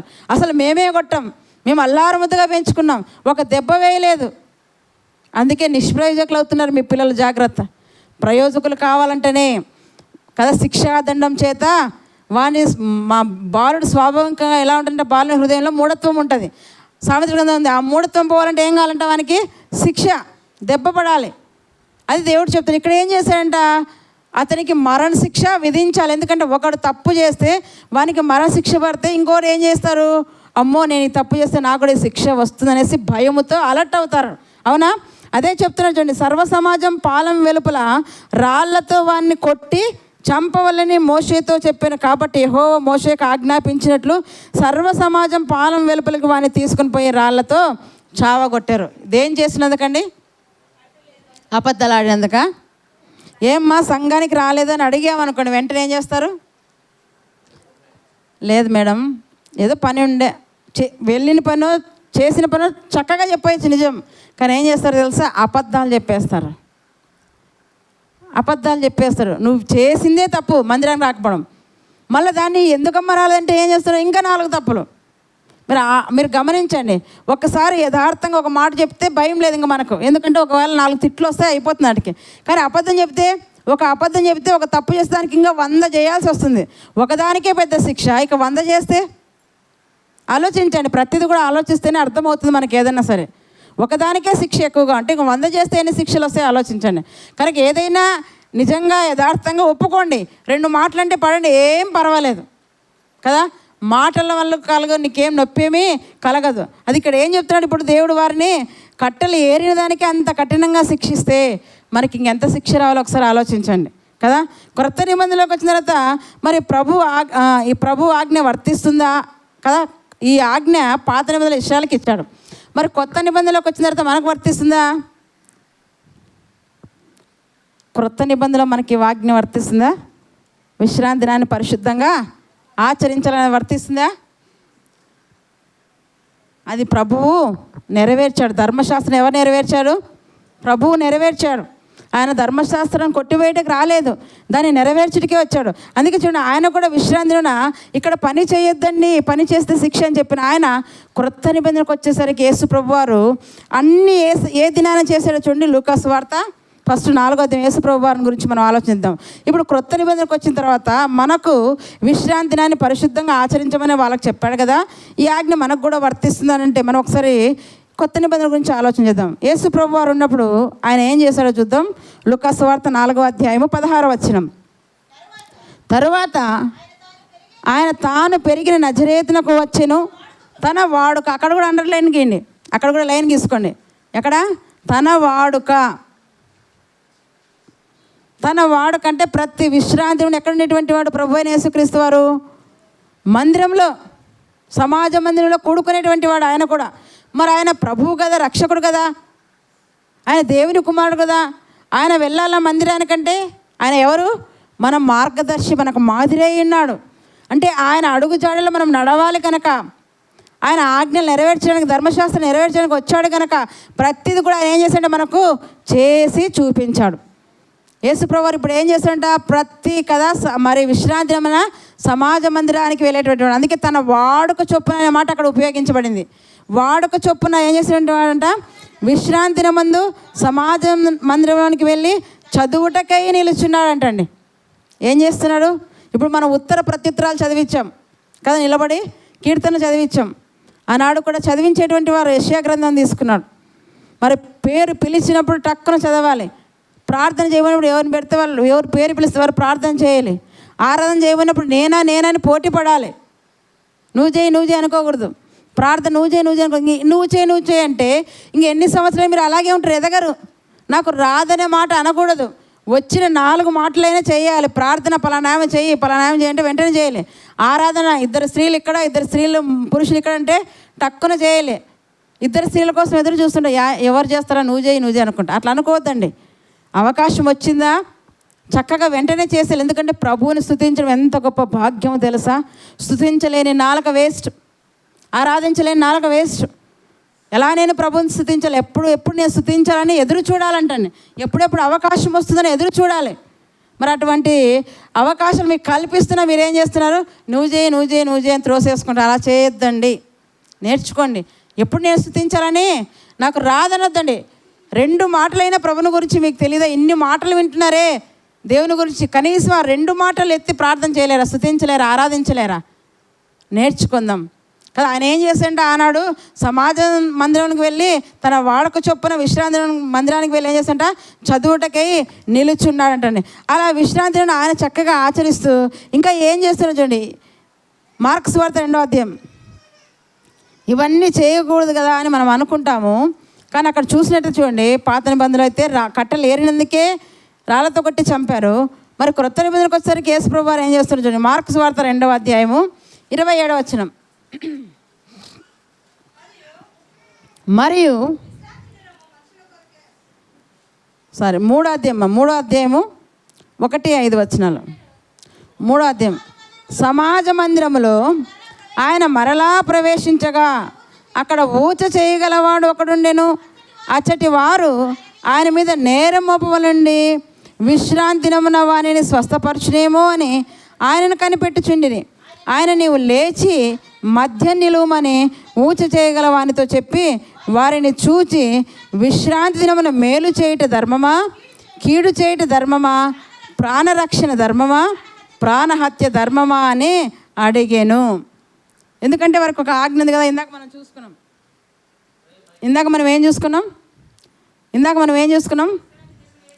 వింటున్నారా? ఇందాక మనం ఏం చూసుకున్నాం? పాత నిబంధనలు ఇశ్రాయేలుకి ఏం చెప్పాడు? విశ్రాంతి దినాన ఏ పని చేయకూడదు.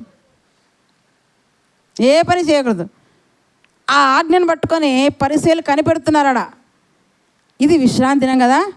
ఈరోజు స్వస్థపరచకూడదు, ఏ పని చేయకూడదు కదా. మరి ఈరోజు ఏ పని చేయకూడదు కనుక ఇప్పుడు స్వస్థపరుస్తాడా లేదా, నేరం మోపాలి, ఎలాగ నేను పట్టుకోవాలి. ఇది అలా చేస్తే ఇప్పుడు ఏమైపోయినట్లా, ప్రభువే ఏమై చేస్తున్నాడు, ఆజ్ఞను అతిక్రమించినట్లే. మరి పని చేయకూడదని చెప్పాడు పాత నిబంధనలో, కొత్త నిబంధనకు వచ్చేసరికి పని చేస్తున్నాడు. ఇప్పుడు ఏమవునట్లు అక్కడ ఆజ్ఞను, ఆ ఆజ్ఞ పెట్టింది ఎవరు, మరి ఈయనెవరు, పెట్టిన ఆయనకు తీసివేసే హక్కు కూడా ఉంది. దాన్ని నెరవేర్చేసాడు ఆయన. కొత్త నిబంధన, పాత నిబంధనలు ఏముందండి, కంటికి కన్ను పంటికి పన్ను. పాత నిబంధనలో వ్యభిచారం చేస్తే పాపం, కొత్త నిబంధనలో చూస్తే పాపం. అంటే రూల్స్ మారిపోతున్నాయి. ఇక్కడికి వచ్చేసరికి మీరు గమనించాలి, పాత నిబంధన రూల్స్ వేరు, కొత్త నిబంధనకు వచ్చేసరికి ఆయన రూల్స్ని మార్చివేసే అంత శక్తివంతుడు ఆయన. ఆయన ఏదైనా చేయగలడు కదా. పెట్టింది ఆయన, తీసివేయడం కూడా ఆయనకు శక్తి సామర్థ్యాలు ఉన్నాయి. పెట్టిన ఆయన ఇప్పుడు ఏం చేస్తున్నాడు, తీసివేస్తున్నాడు. అది ఆయన నెరవేర్చగలిగే, దానితో పని లేదన్నట్టుగా ఆయన తీసివేస్తాడు. అందుకే చూడండి, అక్కడేమో పని చేస్తే కట్టెలు ఏరిన దానికే మరణశిక్ష విధించాడు. ఇక్కడ ఏం చేస్తున్నాడు ప్రభువు, ఊచి చేయగలవాన్ని బాగు చేస్తున్నాడు. అదే కనిపెడుతున్నారు పరిసయ్యులు. ఈయన చేస్తాడా చేయడా. ఈరోజు విశ్రాంతి దినం కదా, ఏ పని చేయకూడదు. మనం మందిరంలో ఊరికనే ఉండాలి, మౌనంగా ఉండాలి, ప్రభువును ధ్యానిస్తున్నాడు, ఏ పని చేయకూడదు. ఈయన పని చేస్తున్నాడే అని అన్నప్పుడు ఆయన అడుగుతున్నాడు, వారినే ప్రశ్నిస్తున్నాడు. ఏమంటాడంట, విశ్రాంతి దినమున మేలు చేయుట ధర్మమా, కీడు చేయుట ధర్మమా, ప్రాణరక్షణ ధర్మమా, ప్రాణహత్య ధర్మమా, ఏది చేయుట ధర్మము. ఇప్పుడు విశ్రాంతి దినమున నేను మేలు చేస్తున్నా ఒక వ్యక్తికి కదా, కృషి చేయగల వ్యక్తికి నేనేం చేస్తున్నా, స్వస్థతను ఇవ్వబోతున్నా. అది మేలా పాపమా, కీడా? బాగలేని వ్యక్తిని బాగు చేస్తున్నానండి. మీకు ఇంకా అర్థం కావాలంటే, అతడు బాగలేదు, పడి ఉన్నాడు, ఇప్పుడు వాడిని నేను బాగు చేయాలి. అదే విశ్రాంతి దినం రోజే కదా. లూకాసు వార్త 13వ అధ్యాయం కూడా నడుము వంగిన స్త్రీని ఎప్పుడు బాగు చేశాడు, విశ్రాంతి దినం రోజే. చేయగల వ్యక్తిని ఎప్పుడు బాగు చేశాడు, విశ్రాంతి దినం రోజే. చాలామంది కదా శిష్యులు కూడా ఏం చేస్తారు, మార్క్స్ వార్త 2వ అధ్యాయం ఇక్కడ పక్కన చూడండి, 23వ వచనం చూసుకుందాం. వారు కూడా ఏం చేస్తారు చూడండి. మరియు ఆయన విశ్రాంతి దినమున పంట చేలలో పడి వెళ్ళుచుండగా శిష్యులు మార్గమున సాగిపోవచ్చు వెన్నులు త్రుంచుచుండిరి. అది కూడా పాపమే. ఏది, వెన్నులు త్రుంచడం కూడా. ఏ పని చేయకూడదు, సైలెంట్గా అలా కూర్చోవాలి అంతే విశ్రాంతి. కానీ ఇప్పుడు ఏం చేస్తున్నారు శిష్యులు, వెన్నులు త్రుంచి తింటున్నారు. అది కూడా పాపమే. అందుకే చూడండి, నాకు బాగా రాయబడింది. మరియు ఆయన విశ్రాంతి ఏమైనా పంట చేలలో పడి వెళ్ళుచుండగా శిష్యులు మార్గమున సాగిపోవచ్చు వెన్నులు త్రుంచుచుండుని. అందుకు పరిసయ్యులు, చూడుము, విశ్రాంతి దినమున చేయకూడనిది వారు ఎలా చేయుచున్నారని ఆయన అడిగారు. చూడయ్యా, విశ్రాంతి దినమున నీ శిష్యులు వెన్నులు త్రుంచారు, అది పాపమే కదా, మరణశిక్ష కదా ఇప్పుడు వారికి అని అన్నప్పుడు, ఇప్పుడు ప్రభువారు చెప్తున్నాడు. 27వ వచనం చదువుకుందాం. మరియు విశ్రాంతి దినము మనుష్యుల కొరకే నియమింపబడెను. చాలు, ఇక్కడ ఏమంటాడు, విశ్రాంతి దినం ఎవరి కొరకు నియమించాడు అప్పుడు ఎవరికి కొరకు, ఇశ్రాయేలు జనాంగం కొరకు, అంటే మనుషులే కదా. విశ్రాంతి దినాన్ని మనుషుల కొరకే నియమించాడు, కానీ మనుష్యులే దానికోసం నియమింపలేదు. మీరు గమనించాలి, నీకోసం ఆదివారం ఇచ్చాడండి, నీకోసం సోమవారం ఇచ్చాడు, నీకోసం శనివారం ఇచ్చాడు, నీకోసం 6 రోజులు ఇచ్చాడు. 6 రోజులు నీకోసమే ఇచ్చాడు. కానీ ఆ 6 రోజులు కదా మనం గమనిస్తే ఇక్కడ ఏమంటాడు, విశ్రాంతి దినము మనుషుల కొరకే నియమింపబడాను, కానీ మనుషులు విశ్రాంతి అంటే నీవు ఆ దినాల కోసం నియమింపబడలేదు. నీ కోసం దేవుడు 6 దినాలు చేశాడు, కానీ 6 దినాల కోసం నిన్ను చేయలేదు. ఇక్కడ గమనించాలి, పాయింట్ అర్థమవుతుందా? 6 దినాల కోసం లేదా 7 దినాల కోసం దేవుడు నిన్ను చేయలేదు. నువ్వు పుట్టావని నీ కోసం వాటిని చేశాడు. దినములు, మాసములు, సంవత్సరాలు ఎవరి కోసం చేశాడు? ఆదికాండం 1వ అధ్యాయం గమనిద్దామా? ఆదికాండం 1వ అధ్యాయం. ఇది మీరు పాయింట్ అర్థం చేసుకోవాలి, కొద్ది కష్టమైన. 1వ అధ్యాయము 14వ వచనం. దేవుడు పగటిని రాత్రిని వేరుపరిచినట్లు ఆకాశ విశాలమందు జ్యోతులు కలుగునుగా కానియు, అవి సూచనలను, కాలములను, దిన సంవత్సరములను సూచించుటకై ఎండునుగా కానియు, భూమి మీద వెలుగుచుటకు అవి ఆకాశమందు జ్యోతుల ఎండునుగా కానియు పలికెను. ఆ ప్రకారం ఆయను. ఈ జ్యోతులు, ఈ దినములు ఈ మాసములు, ఈ సంవత్సరంలో ఎవరి కోసము? మనిషి కోసం. మనిషిని దీనికోసం చేశాడా? మనిషిని దేనికోసము? దేవుని కోసం సృజించుకున్నాడు. మనిషిని దేనికోసం దేవుడు సృజించాడు? ఆయనను స్తుతించడం కోసం, ఆరాధించడం కోసం. కానీ దినములు, మాసాలు, సంవత్సరాలు, రోజులున్నాయే, అవి దేనికోసము? మనిషి కోసం. ఇప్పుడు అదే చెప్తున్నాడు, మనుషుల కోసం విశ్రాంతి దినాన్ని నియమించాడు అంటున్నాడు మార్క్స్ వార్తలో. మరియు విశ్రాంతి దినము మనుషుల కొరకే నియమింపబడిన, కానీ ఆ మనుషులు విశ్రాంతి దినం కొరకు కాదు, మనుషులు విశ్రాంతి దినం కొరకు నియమింపబడలేదు. అందువలన మనుష్య కుమారుడు విశ్రాంతి దినమునకు ఏమైనాడు? ఆయన ప్రభువు అయి ఉన్నాడు. మనుషులు దేనికి కదా, మనుష్య కుమారుడు దేనికోసమంట? విశ్రాంతి దినానికే. కాలములు, సంవత్సరములు, దినములు, మాసములు ఆయన చేశాడు. అవి ఆయన హస్తగతంలో ఉంచుకున్నాడు కదా. అపోస్తల కార్యం 1:7 మనం గమనిస్తే అక్కడ అంటారు చూడండి. అపోస్తల కార్యం 1:7 1:7 కాలములను, సమయములను తండ్రి తన స్వాధీనమందుంచుకొని ఉన్నాడు. చాలు. కాలములను, సమయములను ఎవరి స్వాధీనంలో ఉన్నాయి? మనిషి స్వాధీనంలో ఉన్నాయా? దేవుని స్వాధీనంలో ఉంది. ఇప్పుడు విశ్రాంతి దినం కూడా ఎవరు నియమించారు? దేవుడే నియమించాడు. అది దేవుని స్వాధీనం అందింది కదా. దేవుడు తీసివేయగలడు, ఆ రూల్ పెట్టను కలడు. ఇప్పుడు ఏం చేస్తున్నాడు? చిన్నగా ఆయన మార్పు చేస్తున్నాడు. విశ్రాంతి దినానికి పెద్దగా ప్రయారిటీ ఇవ్వడం లేదు. దేనికి ఇస్తున్నాడు? ఇప్పుడు మాటకి ఇస్తున్నాడు. అది గమనించాలి. మనుష్య కుమారుడు విశ్రాంతి దినమునకు ప్రభువు అయి ఉన్నాడు. అంటే ప్రభు అంటే రాజు అయి ఉన్నాడు. ఆయన ఏదైనా చేయగలడు. కనుక ఇప్పుడు విశ్రాంతి దినానికి మనం ఇప్పుడు విశ్రాంతి దినం చేయొచ్చా? క్రైస్తవులకు మనం విశ్రాంతి దినాన్ని ఆచరించవచ్చా? చేయకూడదండి. కొట్టేశాడు, తీసేశాడు దేవుడు, దాన్ని నెరవేర్చాడు. ఇప్పుడు మనం ఏం చేయాలి? ఆదివారాన్ని చేయాలి. మనం దేన్ని జరిగించాలి? ఆదివారమున ఏం చేయాలంట? రొట్టె విరిచాలి, అపోస్తల బోధలో ఉండాలి, ప్రార్థనలో ఉండాలి, సహవాసంలో ఉండాలి కదా. అందుకే అంటాడు, విశ్రాంతి దినానికే నేను ప్రభువు అయి ఉన్నాను. మీరు ఆ విశ్రాంతి దినాన్ని పెట్టుకొని ఏది చేయకూడదని అప్పుడు ఆజ్ఞలు కాదు. ఇప్పుడు నేను ఏం చేస్తున్న దాన్ని మార్చేస్తున్నాను రూల్స్ అన్నట్టుగా చెప్పకనే అక్కడ మనకు కనపడుతున్నట్టుగా మనం చూస్తున్నాం చూడండి కదా. అందుకే ఇక్కడ మనం చూసినట్లయితే ఇవన్నీ ఆ నిబంధనలు అంటే పాత నిబంధనలు చేస్తే తప్పు, కానీ కొత్త నిబంధనకు వచ్చిన తర్వాత ఇవన్నీ కూడా విశ్రాంతి దినమును మనము ఆచరించాల్సిన అవసరం అయితే లేనేలేదు. కానీ మనం ఏం చేయాలి? క్రొత్త నిబంధనగా మనం ఏం చేయాలి క్రైస్తవులుగా?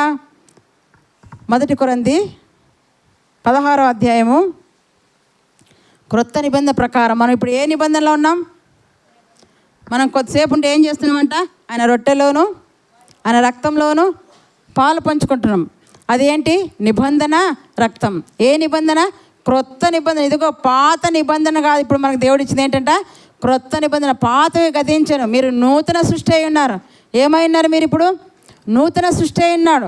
దేవుడు నూతనంగా ఏర్పాటు చేసిన వీటిని మనము ఆచరించాలి. ఇక్కడ ఏం చెప్తున్నాడంట? 1 కొరింథీ 16:1-2 మనం చూసుకునేట్టు చూడండి. పరిశుద్ధుల కొరకైన చందా విషయమైతే నేను గలతీయ సంఘంలోకి నియమించిన ప్రకారము మీరును చేయండి. నేను వచ్చినప్పుడు చందా పోగు చేయకుండా ప్రతి ఆదివారమున, ఎప్పుడంట?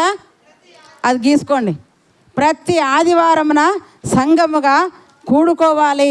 ప్రతి ఆదివారమున కానుకను, చందాను, కొంత సొమ్ము ఏం చేయాలంటే ఆ కాలము నిల్వ చేయాలి.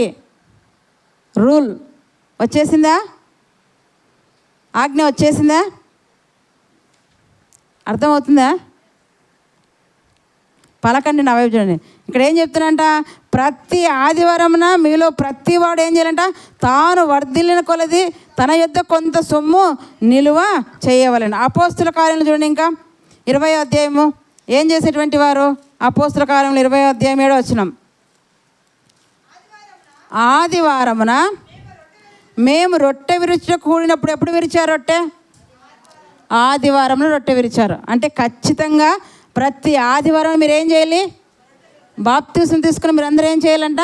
బలలో చెయ్యి వేయాలి, రొట్టె విరవాలి. రొట్టె దేనికి సాదృశ్యం? ఆయన శరీరానికి. రక్తం దేనికి సాదృశ్యం? ద్రాక్షరసము ఆయన రక్తానికి సాదృశ్యం. కనుక ప్రతి ఆదివారం మీరు ఏం చేయాలంట? సంఘముగా కూడుకోవాలి. ప్రతి ఆదివారమున సహవాసంగా కూడుకోవాలి. ప్రతి ఆదివారమున అపోస్తుల బోధ, ఇప్పుడు నేను మీకు చెప్తున్న బోధ అదే. ఈ 66 పుస్తకాల్లో మనం గమనిస్తే క్రొత్త నిబంధనలో అపోస్తుల కార్యముల నుంచి కదా, అంటే అపోస్తులు అంటే పంపబడినవారు, వారి చేత విస్తృతంగా సువార్త ప్రకటింపబడింది లోకమందంతటా. ఈ బోధలో మనం ఉండాలి. ప్రతి ఆదివారమున సంఘానికి రావాలి. ప్రతి ఆదివారం ఏం చేయాలంటే రొట్టె విరవాలి, ద్రాక్ష రసాన్ని త్రాగాలి. అంటే క్రీస్తును జ్ఞాపకం చేసుకుంటే మీరు రావాలి. అది మెయిన్. ఎందుకు ఆదివారం పెట్టాడో తెలుసా? ఎందుకు పెట్టాడండి? ఆయన జ్ఞాపకం చేసుకోవడానికి. 1 కొరింథీ 11 మీరు చదువుతారు కదా, నా శరీరంలో నా రక్తంలో పాలు భాగస్వాములు మీరందరూ నన్ను జ్ఞాపకం చేసుకున్నట్టు దీన్ని చేయండి. నన్ను జ్ఞాపకం చేసుకున్నట్టు దీన్ని చెయ్యండి అంటే ప్రతి ఆదివారం ఇక్కడ వస్తేనే మీకు క్రీస్తు జ్ఞాపకం వస్తాడు. ఆ దేహాన్ని కదా, ఆ రొట్టెను ద్రాక్షరసాన్ని చూసినప్పుడు ఆయన చేసిన త్యాగం మీకు జ్ఞాపకం రావాలనే ఆదివారాన్ని ఆయన ఏర్పాటు చేశాడు. మీరు గమనించినట్లయితే కదా, వారికి ఎందుకు ఏర్పాటు చేశాడు విశ్రాంతి దినాన్ని? నేను మీకోసం 6 దినాలు సృష్టించేస్తాడు, ఇది నా విశ్రాంతి దినము, దీన్ని మేము ఆచరించాలి, దీన్ని జ్ఞాపకం ఉంచుకొని వారికి చెప్పాడు. ఇప్పుడు మనం ఏం చేయాలంట? క్రొత్త నిబంధన ప్రకారం ఆదివారమును జ్ఞాపకం ఉంచుకోవాలి. దేని జ్ఞాపకం ఉంచుకోవాలి? ఎందుకు జ్ఞాపకం ఉంచుకోవాలి? ఆ రోజు ప్రభు శరీరము, ప్రభు రక్తం మీకోసం ఎదురు చూస్తూ ఉంది. అందులో మీరు చెయ్యి వేయాలి. ఆయన చేసిన త్యాగాన్ని జ్ఞాపకం చేసుకోవాలి. దానికోసమే ఆదివారం మీరు ఇక్కడ కూడుకోవాలి, సంఘంగా కూడుకోవాలని. ఇది తప్పక మనం చేయాలండి. ఇది ఎలా చేయాలంటే మనము తప్పకుండా చేయాలి. ప్రతి ఆదివారం సంఘంగా కూడుకోవాలి. ఇంకా వీలైతే ఇందాక మనం చూసుకుందాం అపోస్తల ఆదివారం ఏమంట, ప్రతి దినమున సంఘంలోనూ ఇంటింటను మానక వాళ్ళు కూడుకున్నారంటని. ఎలా కూడుకున్నారు? ప్రారంభంలో ప్రతి దినాన ఇంటింటను సంఘంగా వారు కూడుకొని ఏం చేసేటువంటి వారంట? యేసే క్రీస్తుని ప్రకటించినారు. కనుక మనం ఏం చేయాలంటే ప్రతి ఆదివారమున మందిరంలో సమాజముగా సంఘంగా మనం కూడుకోవాలి. ఆయన దేహంలో, ఆయన శరీర రక్తంలో మనం పాలిభాగస్తులు కావాలంటాడు. చూడండి, కూడుకొని ఏం చేయాలంటే దాన్ని జ్ఞాపకం. 1 కొరింథీ 11 చూద్దాం. 1 కొరింథీ 11 మనం గమనిస్తే 23 చూసుకుందాం. నేను మీకు అప్పగించిన దానిని ప్రభు వలన పొంది తిని, ప్రభు అయిన యేసు తాను అప్పగింపబడిన రాత్రి ఒక రొట్టెను ఎత్తుకొని కృతజ్ఞతాస్తుతులు చెల్లించి దాన్ని విరిచి, ఇది మీ కొరకైనా కదా, ఇది మీ కొరకైనా నా శరీరము, దానిని కదా, దాన్ని ఏం చేయాలంట? జ్ఞాపకం చేసుకోవాలి. ఏం చేయాలంట? నా శరీరము, నన్ను జ్ఞాపకం. ఎవరిని జ్ఞాపకం చేసుకోవడానికి? ఏమని జ్ఞాపకం చేసుకోవడానికి? ఈరోజు రొట్టెలో కొంత షుగర్ తక్కువైంది కదా, రొట్టె ఈరోజు మాడిపోయింది, రొట్టె ఈరోజు రుచిగా లేదు, ద్రాక్షరసంలో నీళ్లు కలిసాయి. ఇలాగే మాట్లాడుకుంటారు చాలా సంఘాల్లో విశ్వాసులు. అసలు రొట్టె ఎలా ఉందో కాదు, రొట్టెని చూసినప్పుడు నీకేం కావాలి? ప్రభు గుర్తు రావాలి. ప్రభు నా కోసం ఎంతగా విరగొట్టబడ్డావా, నలగొట్టబడ్డావా, నా పాపాల కోసం, నా అతిక్రమాల కోసం, నా కోసం సిలువనెక్కావని అది జ్ఞాపకం చేసుకోవాలి. కానీ రుచులు కదా జ్ఞాపకం చేసుకోకూడదు. మన వాళ్ళు రుచులు జ్ఞాపకం చేసుకుంటారు.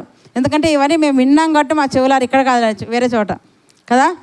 ఇవి జ్ఞాపకం చేసుకోకూడదు. ప్రభు నా కోసం నువ్వు ఎంత నలగొట్టబడ్డావు, నన్ను రక్షించడానిక, పాపినే నన్ను కరుణించడానిక, ఆ భయంకరమైన నరకం నుండి నన్ను తప్పించడానికి ఇంత గొప్ప త్యాగం చేసావా? నీకోసం నేను ఏం చేస్తానయ్యా? కనీసం ఆదివారం కూడా నేను సరిగా నీ మందిరానికి రాలేకపోతున్నానే, నీ శరీరంలో పాలిభాగస్తులు అవ్వలేకపోతున్నానే. ప్రభువా నన్ను మన్నించు, ఇక నుంచి నేను తప్పక నేను నీ దగ్గర రావడానికి, నీ శరీరంలో పాలిభాగస్తులు అవడానికి సహాయం చేయని వేడుకోవాలంటండి. రొట్టె దగ్గరికి వచ్చినప్పుడు ఇక్కడ తీసుకున్నప్పుడు ఏం చేయాలంటే ఆయన మనము జ్ఞాపకం చేసుకోవాలి. అందుకే నా శరీరము నన్ను జ్ఞాపకం చేసుకున్నట్టుకు దీనిని చేయడని చెప్పి ఆ ప్రకారమే భోజనమైన పింపంట ఆయన పాత్రను ఎత్తుకొని, ఈ పాత్ర నా రక్తం వల్లైనా క్రొత్త నిబంధన. ఏ నిబంధన అండి? ఇప్పుడు పాత నిబంధనలు మీరు లేరు. పాత నిబంధనలు విశ్రాంతి దినం వాళ్ళు ఆచరించాలి. కానీ క్రొత్త నిబంధనలో ప్రతి ఆదివారమున ఆయన శరీరములో, ఆయన రక్తంలో మీరు ఏం చేయాలంట? పాలిభాగస్తులు కావాలి. అందుకే ఇక్కడ ఏమంటంట, ఇది ఏ నిబంధన మనం ఉన్నాం ఇప్పుడు? మనకి ఎన్ని బుక్కులు ఉన్నాయి? 2 నిబంధనలు ఇచ్చాడు కదా, ఒకటి పాతది, ఒకటి కొత్త. పాతది ఎందుకు ఇచ్చాడు? పాత దాంట్లో మనుషులు ఎలాగ బ్రతికారు, వాళ్ళు చేయనివి కదా, దేవుని కోసం బ్రతకకుండా వాళ్ళ ఇష్టానుసారంగా వాళ్ళు చేసినటివి. మంచి చేశాడు, చెడు చేశాడు, అవన్నీ కూడా దేవుడు రాయించాడు. అవి చదివినప్పుడు మనం బుద్ధి తెచ్చుకోవడానికి అవి రాయించాడు. ఏం చేయడానికంట? యుగాంతమందున్న మనకు బుద్ధి కలుగుటకై ఆ సంగతులను ఎత్తి వ్రాసి మనకిచ్చాడు. అవి చదువుకోవాలి. అంటే దీన్ని ఏం చెప్తారంటే, ఇప్పుడు ఒక ఇల్లు ఫ్లాట్ కొంటున్నాం అనుకోండి, ఫ్లాట్ తాలూకా పత్రాలు మనకి ఇస్తారండి. కానీ ఆ పత్రాలు ఒకటి తెచ్చుకుంటే మనం ఏం చేస్తాం? మూలం అంటే దీనికి లింక్ డాక్యుమెంట్ ఇంకోటి ఉంటుంది కదా, అది ఇవ్వండి అంటాం. అది వాళ్ళ దగ్గర ఉంటే ఉన్నీళ్ళు మనకేమి అనుకుంటామా? లేదు, ప్రారంభం ఎవరిదో ఇది కదా, ఆ పూర్తి లింక్ డాక్యుమెంట్ నాకు కావాలి.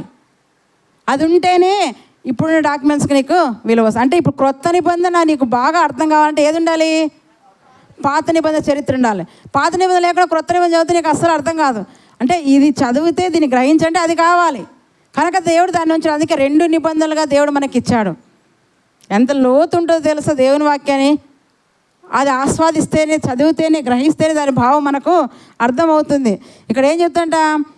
నా రక్తం వల్లైనా క్రొత్త నిబంధన మీరు దీనిలోని త్రాగున్నప్పుడెల్లా ఏం చేయాలంట? నన్ను జ్ఞాపకం చేసుకోండి. ప్రతి చోట ఏం చేయాలంట? నన్ను జ్ఞాపకం చేసుకోండి, నన్ను జ్ఞాపకం చేసుకోండి. ప్రభువు నువ్వు జ్ఞాపకం చేసుకోండి. ఎక్కడికి రావాలి? నీ ఇంట్లో బల్ల ఉంటుందా? నీ ఇంట్లో ద్రాక్షరసం ఉంటుందా? ఉండదు. ఎక్కడికి రావాలి? మందిరానికే రావాలి. మందిరంలోనే వాక్యం వినబడుతుంది. మందిరంలోనే ప్రభువు నేను దర్శిస్తాడు. అంటే ఇంట్లో ఉంటే దర్శించాడంటే దర్శిస్తాడు. కానీ ప్రభు పెట్టిన ఆజ్ఞలు, కట్టడలు, విధులు మనం చక్కగా పాటించాలి. ఆయన నియమించాడు అంతే. ఈ నియమాన్ని మనం చక్కగా పాటించాలి. అందుకే ఆయన రక్తంలో పాలుపోసిన మనం ఏం చేయాలంట? నన్ను జ్ఞాపకం చేసుకున్నట్టుకే దీనిని చేయాలంట. ఎవరిని జ్ఞాపకం చేసుకుంటకంట? క్రీస్తును జ్ఞాపకం చేసుకుంటే దీన్ని చేస్తూ, ఇది ఎప్పటి వరకు చేయాలంటున్నాడు? దీనిని చేయడని మీతో చెప్పుతున్నాం. మీరు ఈ రొట్టెని తిని ఈ పాత్రను తాగున్నప్పుడల్లా ప్రభువు వచ్చే వరకు, ఆయన మరణం ఏం చేయాలంట? ఎప్పటి వరకు చేయాలంటే మనము? ఆయన రాకడ వరకు, లేదా మన పోకడ వరకు, రెండే. ఆయన రాకడ ఎప్పుడు వస్తుంది మనకు తెలియదు. ఈ క్షణాన్ని రావచ్చు అనుకుంటే ఇలాగే దిగొచ్చు దేవుడు పలపలపలని తెలీదు. లేదా మనమే ఈ క్షణాన్ని పోవచ్చు. మొత్తానికైతే ఆయన రాకడో మన పోకడో ఇది అయ్యేంతవరకు ఏం చేయాలంటే ఆయన మరణాన్ని మనము ప్రచురం చేయాలి. ఆయన శరీరంలో రక్తంలో పాలిపక్షుల కంటే ఎలా ఉండాలంట? 28. కాబట్టి ప్రతి మనుషుడు ఏం చేయాలంట? తన్ను తాను పరీక్షించుకోవాలి. పరీక్షించుకుంటున్నామా? సంఘంగా కూడుకోవాలంటే ఎలా కూడుకోవాలంట? పరిశుద్ధ సమాజ సంఘముగా మీరు కూడుకోవాలి. ఎలా కూడుకోవాలి? మనము పరిశుద్ధంగా రావాలి. ప్రభు సన్నిధికి వస్తున్న, ప్రభు ఈ వారం నేను ఏమైనా నీకు ఆయాసకరంగా జీవిస్తే నన్ను క్షమించు ప్రభు, నన్ను పరిశుద్ధపరచు ప్రభు, నాలో నీకు ఆయాసకర మార్గాలంటే తీసివేయి ప్రభు అని మనము అడగాలి. కనుక ఇప్పుడు మనం ఏది పాటించాలి? విశ్రాంతి దినమా, ఆదివారమా? ఆదివారం మనం ఏం చేయాలంట? తప్పక కూడుకోవాలి. ఇది క్రొత్త నిబంధన కాలంలో మనం ఉన్నాం కదా, క్రొత్త నిబంధనలో మనం ఉన్నాం కనుక ప్రతి ఆదివారం ఏం చేయాలంట? ఆయన రొట్టెలోను, ఆయన రక్తంలో, ఆయన శరీరంలోను, ఆయన రక్తంలో మనము పాలిభాగస్తులు కావాలి. కనుక ఈ దినాన్ని కూడా దేవుడు ఎలా ఎంచాడంట? పరిశుద్ధ దినం. కనుక పరిశుద్ధ దినాన్ని ఎలా ఆచరించాలంట? పరిశుద్ధంగా, పవిత్రంగా ఆచరించాలి. అందుకే ఇక్కడే ఉంటాడు, పరీక్షించుకోవాలంటాడు. చూడండి 28 అంట. కాబట్టి ప్రతి మనుషుడు ఏం చేయాలంట? తను తాను పరీక్షించుకోవాలి. అలాగ చేసి ఏం చేయాలంట? ఆ రొట్టెని తిని ఆ పాత్రలోని త్రాగవాలని. ప్రభు శరీరమని వివేచింపక తిని త్రాగవాడు ఏంటంట? ఎలా తెచ్చుకుంటున్నారండి శిక్షలు? మీకు మీరే అయ్యో దేవుడు నన్ను మొత్తాడు, అయ్యో దేవుడు నన్ను కొట్టాడు, అయ్యో నా దేవుడు రోగం తెచ్చాడు అనుకుంటారు. కాదు. మీకు మీరే ప్రభు సంఘానికి వస్తున్నప్పుడు, ఆయన దేహంలో, ఆయన రక్తంలో అవుతున్నప్పుడు పరీక్షించుకోమని నేను ఎలా ఉన్నాను, ఈ వారం అంతా నేను ఏం చేశాను పరీక్షించుకొని యోగ్యంగా పనులు చేయవేయాలంట. అలా వేస్తే మనకు మేలంట. అలా వేగిపోతే ఏమవుతారంట? ఇందువలన మీలో అనేకలు ఏమైపోతారంట? బలహీనులను, రోగులైనరు చాలామంది నిద్రించరు. అయితే మనల్ని మనమే విమర్శించుకుని నెడలా ఏం పొందకపోదు అంట. కనుక పరిశుద్ధ దినము కాదు, ఆదివారంనే మనము ఆచరించాలి. ఆదివారంన దేవుడు పెట్టిన మరి ఆ నియమాన్ని మనము పాటించాలి కదా. ఏ నియమం పెట్టాడు? ప్రతి ఆదివారంన రొట్టె విరచాలి. అపోస్తల కార్యాలు 2:42 ప్రతి ఆదివారం ఏం చేయాలంట? రొట్టె విరుచుటకు. అక్కడ ఏం చేశారు? కొరింథీ పత్రికలో, అపోస్తల కార్యంలో 20 అధ్యాయంలో ఆదివారంలో రొట్టె విరుచుటకు మేము కూడి ఉండగా అని ఉంది. ఎప్పుడు విరిచారు రొట్టె వాళ్ళు? ఆదివారం రొట్టె విరుచుటకు కూడిన. కనుక మనం ఏది ఆచరించాలి పరిశుద్ధంగా? మనం దేన్ని ఆచరించాలి పరిశుద్ధంగా? ఆదివారాన్ని ప్రభువును కలుసుకోవాలని, ప్రభువుతో మాట్లాడాలని, ప్రభువు నాతో మాట్లాడాలని, మిమ్మల్ని మీరే సరి చేసుకొని పరీక్షించుకొని మీరు పరిశుద్ధంగా యోగ్యంగా మందిరానికి రావాలి. ఎలా రావాలి? అప్పుడప్పుడు కాదు, నెలకోసారి కాదు. ఎలా రావాలి? తప్పక మీరు రావాలి. ప్రతి ఆదివారం, వారం వారికి ఎలా చెప్పారో మనకు కూడా వారం ప్రతి ఆదివారము కూడా కూడుకోవాలని దేవుడు ఆజ్ఞించాడు. దేవుడి మాటల ద్వారా వాళ్ళందరినీ కూడా దీవించునుగాక. ఆమేన్.